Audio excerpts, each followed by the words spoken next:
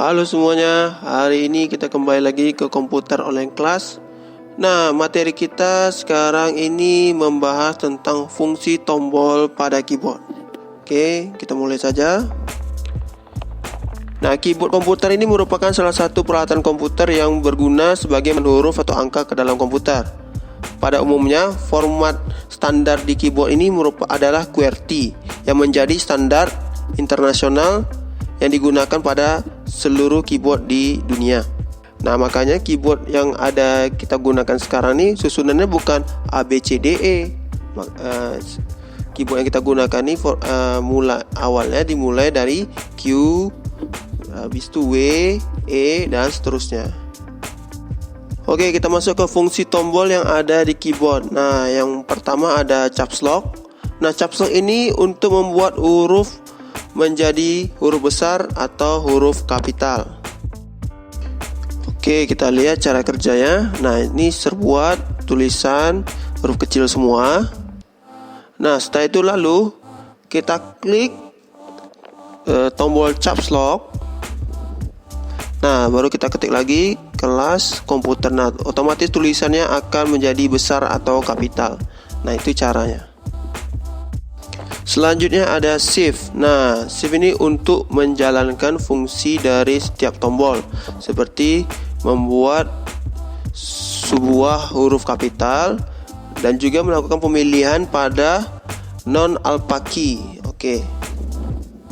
Oke, saya jelaskan dulu. Ini ada gambar keyboard. Nah, kalian bisa lihat ini ada huruf, ada tombol angka 1, 2, 3. Nah, di atasnya ada tanda seru, tanda add, dan simbol-simbol lainnya. Nah, itulah yang disebut non-alpha key.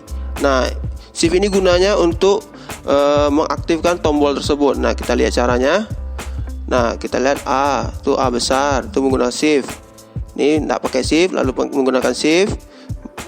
Seperti itu. Jadi 3 itu tidak terpencet shift, sedangkan yang simbol yang di samping itu menggunakan shift. Jadi pencet shift, tahan shift, pencet 1, dia akan berubah jadi tanda seru, dan begitu seterusnya, sesuai dengan gambar yang ada di keyboard kita.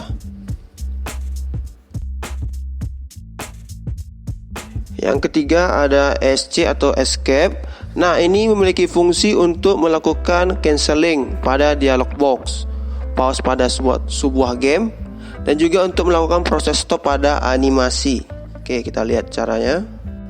Nah, ini ada contoh dialog box.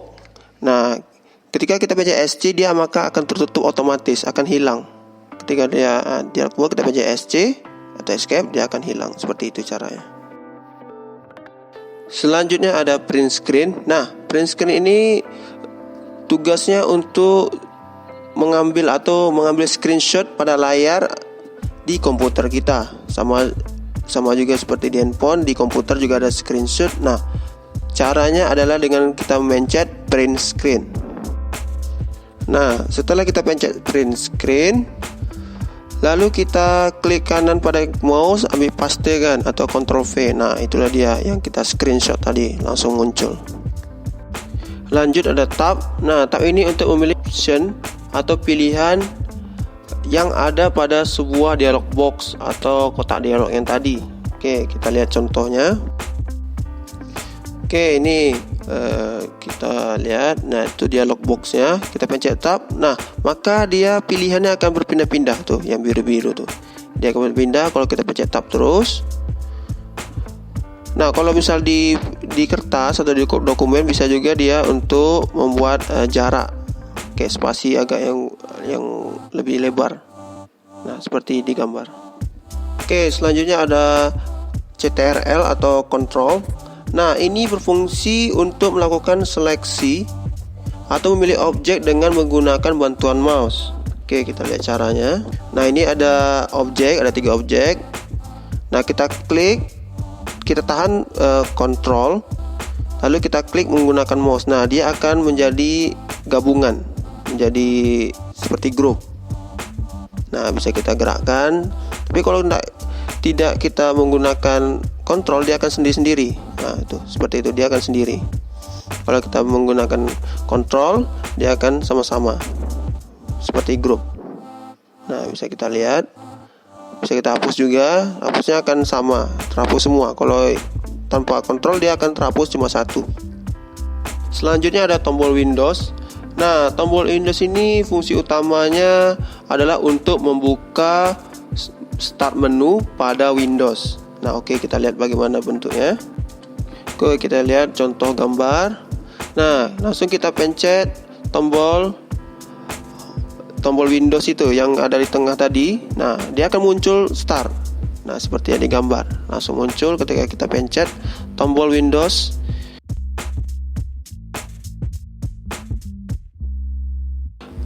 Nah, selanjutnya ada ALT. Nah, ALT ini biasanya penggunaannya menggunakan kombinasi dengan tombol lainnya. Misalnya ALT dengan F4 atau kontrol ALT dan delete seperti itu. Lalu ada spacebar. Nah, kalau spacebar ini untuk menyediakan space atau spasi. Nah, kita sudah tahu ya, di tombol keyboard itu ada spasi yang besar itu. Nah, itu gunanya untuk memberikan spasi pada dokumen atau apa yang sedang kita ketik.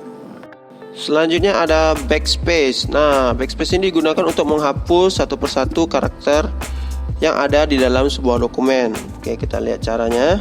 Oke, di gambar sudah menyiapkan sebuah kalimat. Nah, setelah itu kita klik backspace, maka dia akan terhapus satu-satu. Nah, seperti di gambar. Nah, dihapusnya satu-satu sampai semuanya terhapus. Di nomor 11 ada delete. Nah, tombol delete ini berfungsi untuk menghapus sebuah file. Oke, kita lihat caranya. Nah, di sini Mister ada sebuah file. Nah, Mister pencet delete, maka filenya otomatis akan menghilang. Nah, itu cara menggunakannya.